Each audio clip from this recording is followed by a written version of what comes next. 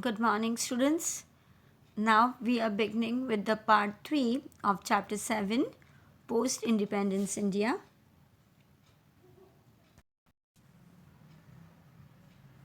In this, we are going to discuss about regionalism. See, India has a unity in diversity in which people following diverse religion. They speak different languages belonging to the different castes, races, and cultures. They have been living since centuries in this country. See, when we talk about the approach of region rather than a central system of administration and politics that is known as regionalism. Under this system, the people of a particular region they demand to have their own control over the region rather than that of the state. See, India has a unity in diversity in which the people following diverse religion, speaking different languages, they belonging to the different castes, races and custom live. See, no other country in the world is as diverse as India.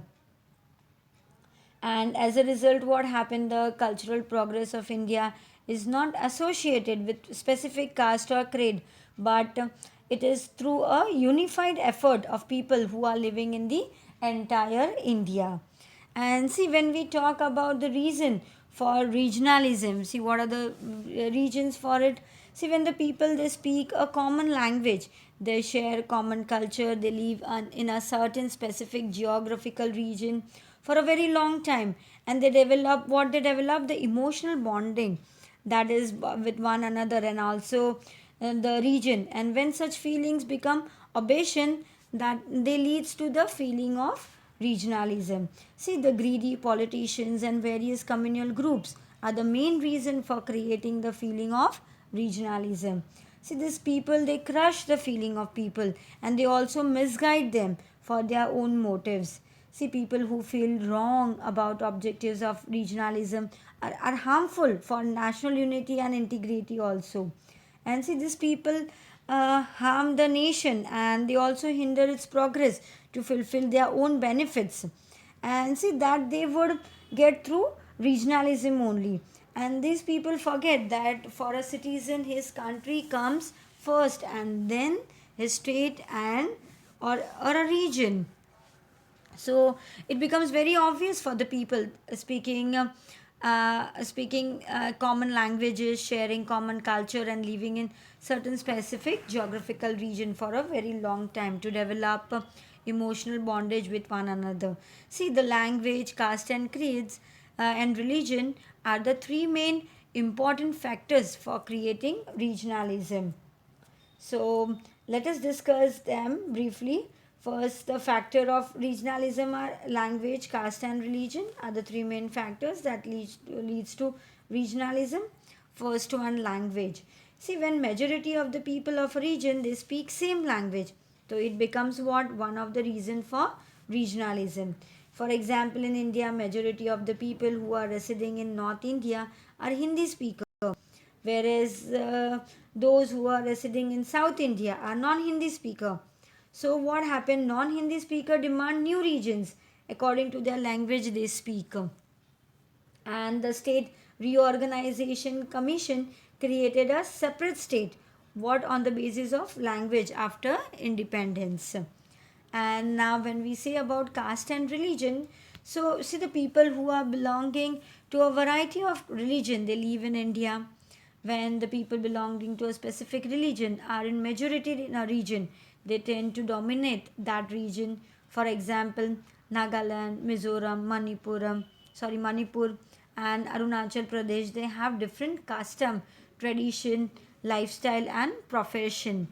So hence the people who are belonging to this region, they have different ways of life as compared to the people who are living in the other part of the country. See, the Bodo people living in Assam, they have started strong movement for creating a separation from Assam. Similarly, when we talk about ULFA, that is ULFA, is another is another separatist group of Assam. What they demand a sovereign Assam. And see, regionalism leads to a separation of Punjab and Haryana, Jharkhand from Bihar, Chhattisgarh from Madhya Pradesh, and Uttaranchal from Uttar Pradesh. And see, at present we can see the Vidarbha region is also demanding for the separation from what? From Maharashtra. So it is not the interest of the nation, as unity, when we talk about unity of a country, should be more given more important and than the demand for one particular region. See, the Constitution of India, what they have declared, that India is a socialist, sovereign, secular, democratic, and a republic country. And when we talk during this time of reorganization of state, regional demand should not be the priority, but what should be the priority? Unity of the country. That it should be the main aim of the people. So this was all about it. And when we talk about the regional inequality, see, regional inequality, when one region of state or a nation is given more importance for its development and the other part is given less or no important, then it is what it is called? It is called as regional inequality. See, the foreign ruler did not undertake development activities in place where they would not get any profits. So as a result, what happened? The regional inequality arises in such type of places. So after independence, the planning commission that was formed, see, when India became independent, it adopted centralized planning for what? For attending the economy and social development of the country. So, see, one of the main aim was a balanced development of different regions.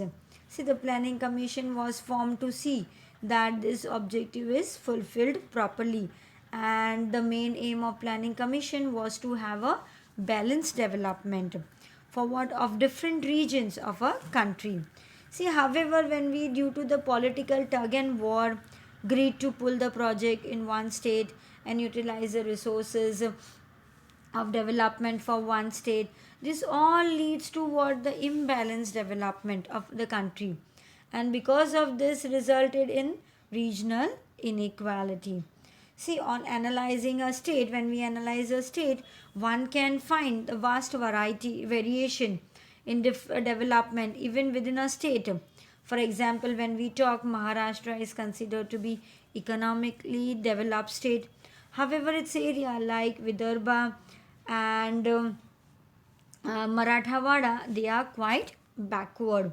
And similarly, the certain areas of Andhra Pradesh are quite developed, whereas the areas like Rayalaseema and Telangana are considerably backward. So one can also see that some regions are well developed in agriculture, whereas some regions in industries. So this was about all the regional inequality. And when we discuss about the reason for all this regional inequality is what? See, various factors among the states that leads to a regional inequality between them.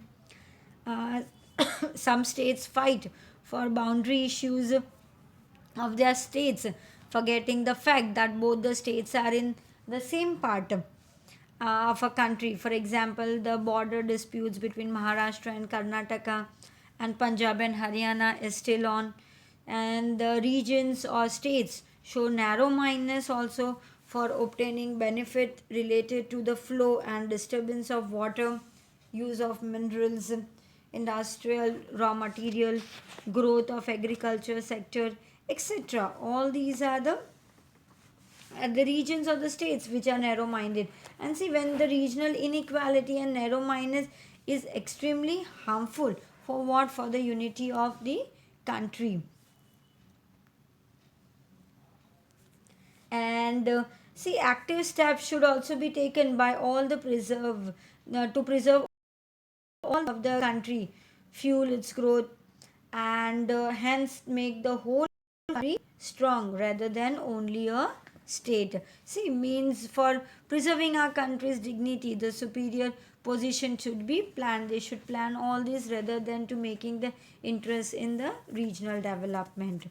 So this was all about the regional inequality as well as the reasons for what the regional inequality arise. I hope you have understood till here. Thank you.